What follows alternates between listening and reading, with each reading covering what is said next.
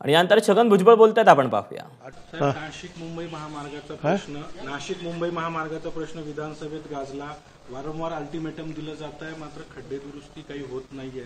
Toll वसुली देखील सुरू आहे. तुम्हाला कल्पना आहे की मागे सुद्धा मी या बाबतीमध्ये खूप प्रयत्न केले.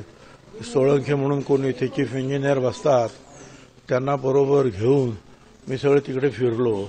त्याच्यानंतर मला असं कळलं की 2-3 कंपन्यांना त्यांनी कॉन्ट्रॅक्ट दिलेली आहेत.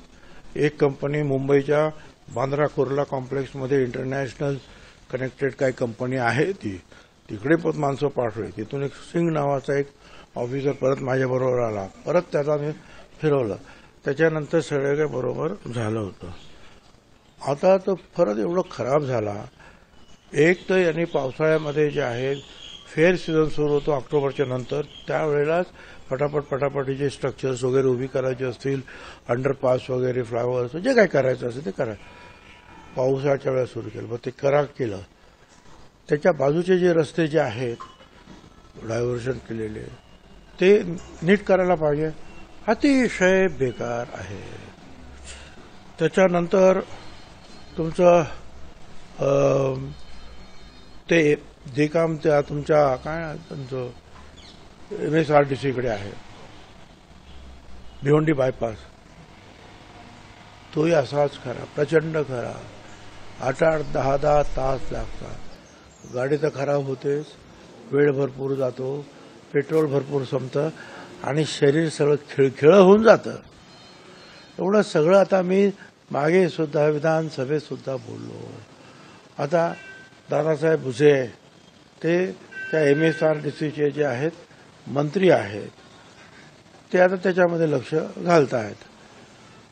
परंतु अशा रीतीने त्यांचं काम चाललंय. थरा इकडे, थरा परत राईट, परत वरती, परत राईट, आणि जिथे टर्न मारायचं तिथे परत असा जे रस्ता जो आहे खालीवर आहे, खड्डे, त्याच्यामुळे खटके, म्हणजे मोठे जे ट्रक्स असतात 10-20 ते ज्यांना चाकं आहेत, टायर आहे, ते हळू जातात. त्याच्यामुळे बाकी सगळ्या ज्या गाड्या थांबतात. एखादी गाडी जर काही ब्रेकडाऊन झाली तर सगळं बंद पडतं. आता इथली नाशिकच्या ज्या काही स्वयंसेवी संस्था आहेत त्यांनी सुद्धा आवाज उठवला. त्यांनी मीटिंग घेतली भुसेंनी काल. मग अजितदादा त्या विधानसभा सुरू असताना मीटिंग घेणार होते, परंतु त्यावेळेला काही काम नाही झालं. मग काल ती मीटिंग झाली. मी खास त्या मीटिंगसाठी हजर होतो.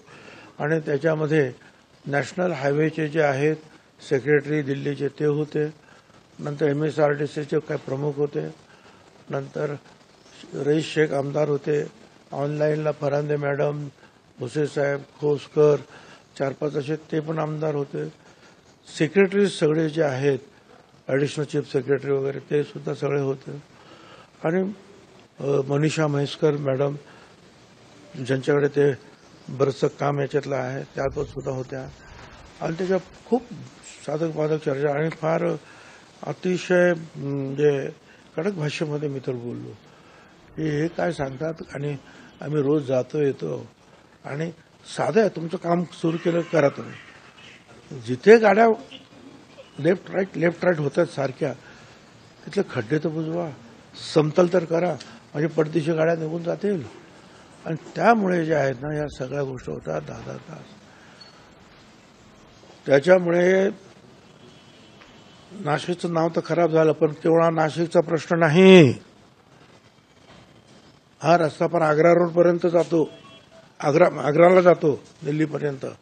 हा सगळा जुना हायवे आहे आणि ते सगळं ट्रॅफिक तिथे आहे. तिथे काय केवळ नाशिकचं ट्रॅफिक थोडंच आहे, आग्रापर्यंतचं ट्रॅफिक आहे ते सगळं. आणि एवढा आणि सगळा जुना हायवे म्हटलं तर आहे. मागे मला आठवतं की इथे गडकरी साहेब आले होते आणि त्यांनी सांगितलं काय 750 कोटी का 7.5 काहीतरी सांगितलं 1000 कोटी संपूर्ण 6 लेन सिमेंट कॉन्क्रीट करणार. आज म्हणणं बाबा सिमेंट कॉन्क्रीट करायचं तेव्हा करा, पण डांबरी का होईना, पण नीट आम्हाला जाता येईल. आम्ही 2.5-3 तासात जात होतो, 3.5 तासात तरी आम्ही पोहोचलो पाहिजे. 10 तास. त्याच्यामध्ये आता त्यांनी मग अजितदादांनी आम्ही सांगितलं. आणि मनीषा म्हैसकर मॅडम जे आहेत त्या वारंवार त्याचा आढावा घेणार आहेत. ते गायकवाड म्हणून जे MSRDCचे प्रमुख आणि ते सगळे ते पण परत त्याची पाहणी करणार आहेत. बाकीचे सगळे पाहणी करणार आहेत. आणि मग उपमुख्यमंत्र्यांनी सांगितलं आहे की 10 दिवसानंतर काय परिस्थिती आहे ते आम्ही बघू. नाहीतर अनेक ज्यातले जे काही संबंधित लोक आहेत त्यांना आम्हाला निलंबित करावं लागेल आणि आम्ही ते करू. आता ही शेवटची त्यांना जे आहे वॉर्निंग दिलेली आहे. काल दादा भुसे बैठकीमध्ये त्यांनी हतबलता बोलून दाखवली की जे अधिकारी आहेत MSRDCचे NHIचे ते माझं देखील ऐकत नाहीत म्हणून. काय आता वेळेला होतं असं मंत्र्यांच्या बाबतीमध्ये सुद्धा अधिकारी, पण ते योग्य नाही. त्यांची जर ती व्यथा त्यांनी जर मांडली असेल तर मला असं वाटतं की अधिकाऱ्यांनी जे आहे त्यांची वागणूक सुधारली पाहिजे. नाही तर मग त्यांना कशा रीतीने मग ती सुधारणा करायची आहे त्यांच्यामध्ये ते 10 दिवसांनी आम्ही सगळे बसून करू. 7 ऑगस्ट पासून मनोज जरांगे पाटील यांनी इच्छुकांचे उमेदवारी अर्ज मागवलेले आहेत. ठीक आहे, लोकशाही आहे, त्यांनी सगळीकडे उमेदवार उभे करावे. तुम्ही उभे करावेत, त्यांनी उभे करावे, कुणी उभे करावेत, लोकशाही आहे ती. त्याच्यामध्ये आपल्याला ऑब्जेक्शन घेण्याचं काही कारण दिसत नाही. मला वाटतं त्याच्यावर चर्चा करायचं काय सगळीकडे उभं करायचं. काल जितेंद्र आव्हाडांवर जो हल्ला झाला आपण त्याविषयी काय मला काही माहित नाही खरं म्हणजे मी कालच आलोय परत.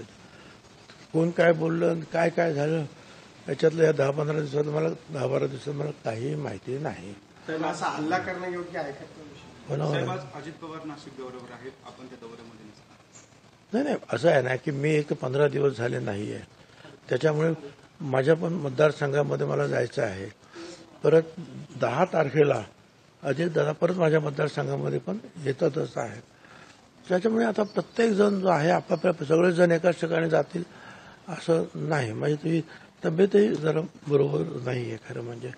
आणि कालचा मी झाला 5-6 तासाचा प्रवास त्याचाही त्रास होतोच आहे.